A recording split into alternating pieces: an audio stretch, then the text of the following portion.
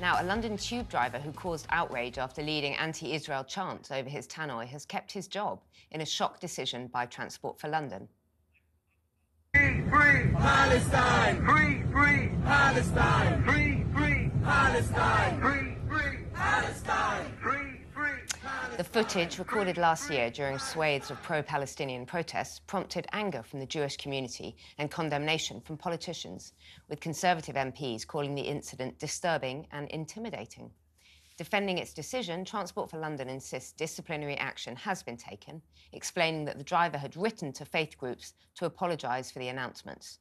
But the campaign against anti-Semitism has said that the driver should have been sacked, branding the incident a disgrace, and adding, Jewish passengers deserve to have confidence in the capital's public transport system, just like everyone else.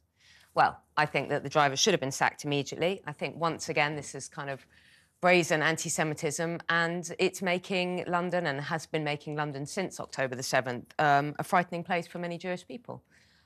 Really, really intimidating to be in a tube with that kind of thing going on. OK, many of the passengers were going to these pro-Palestinian marches.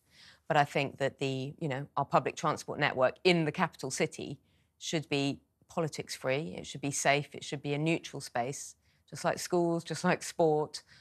It should be a neutral space for everybody to travel safely. I mean, the tannoy system is not designed for public party political or geopolitical broadcasts. It's there to tell you whether there's some issue with the next station, or whether, the train's running late because there's a signalling problem. I find it extraordinary that person wasn't fired. I can't imagine in any other walk of life that you wouldn't lose your job for doing something like that. And I can only imagine it's because of the unions or, representation, that this was his conscience or something, but completely inappropriate.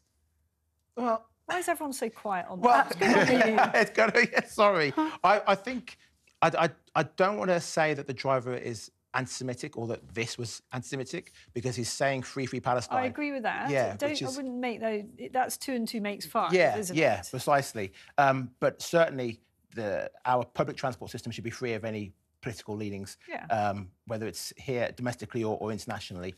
But I think the right thing has been done here. He was suspended. He's been disciplined. I don't know what that was, but and he's written some letters to faith groups. That's kind of where I think that's why, because I've been thinking about this a lot today, and once I sort of read into it, it did seem like he basically got carried away, and that there were chants going on, and that he sort of. That he was getting a very positive reaction from a lot of that. A lot of these passengers were saying, good on you. Now, it was inappropriate. It was 100%. Being a bit soft. I know, yes, I was being a bit soft. And then the fact that he seemed to sort of fall on his sword and say that he was really, really sorry, and he wrote these letters to the faith leaders and so on. And I did think, if it was his first offence and if he really didn't quite understand what he was doing, well, I kind of shouldn't be in charge of the tube. I mean, I know. I tend, yeah, I'd like you. I'm a bit. When I first saw this, I thought this guy has got to be fired for this. Yeah. But then I was reminded of, the wacky announcement you get, good morning, everybody, give us an A for Aldwych. Yeah. One of those carry things. I don't want that either. No, Get in the bin, mate. I don't need that kind of wackiness. It's 7:30 in the morning. Stop it. So I was reminded of those people as well. I think he probably did get swept up with it. But what Emma says is true. I don't know how many Jewish people would have been on that train. Possibly very few, given that it was a march in that respect. But that's not really the point. I'm not really a fan of firing people unless you've done something. It's kind of...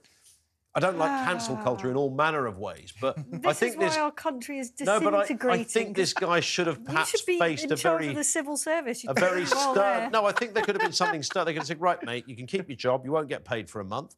You say sorry to all of those people and you make a public announcement on the tube. On the tube, yes. I'm terribly sorry. Ladies and gentlemen, it's Barry here. You may remember me. This is my works. Plays in the clip. I didn't mean any of that. That's absolutely perfect. Yeah. Yep, I'd be satisfied with that.